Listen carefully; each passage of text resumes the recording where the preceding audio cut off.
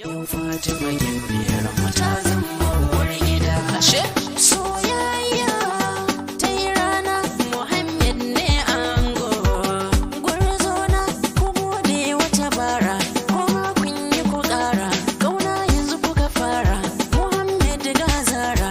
Fatima ba ta fi tsara, Fatima na da basira, ga natsuwa ken sura. Amarya ga Muhammed, Fatima yar albarka. Ai kun dace gaskiya, Muhammed kai godiya. Yau Fatima gimbiyar ka ta zama amaryar. Na gode, kun dace gaskiya, Muhammed kai godiya. Yau Fatima gimbiyar ka ta zama amaryar. Auren so an ka daura soyayyar asali.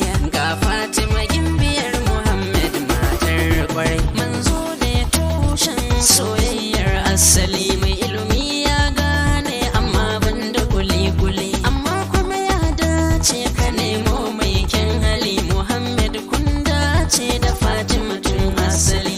Soyayya an riga da an dauro aure, ƙauna ce sai da hakuri, kun ji ku jure. To kai ango zo ka kama hannun ta amaryar ka. Kun dace gaskiya, Muhammed kai godiya.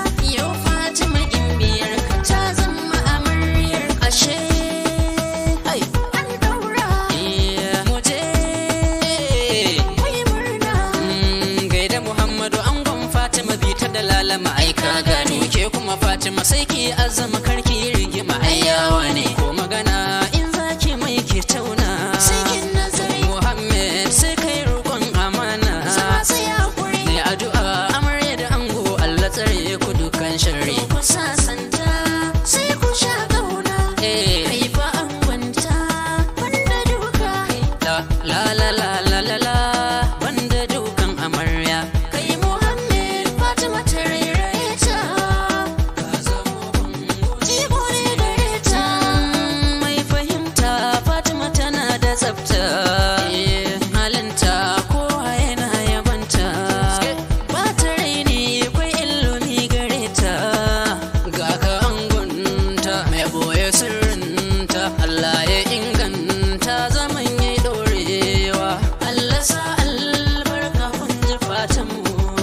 Idris mai zane ne fatan kairi, Fatima Muhammed aure suna ibada ne. Allah ba ku zaman lafiya, amin.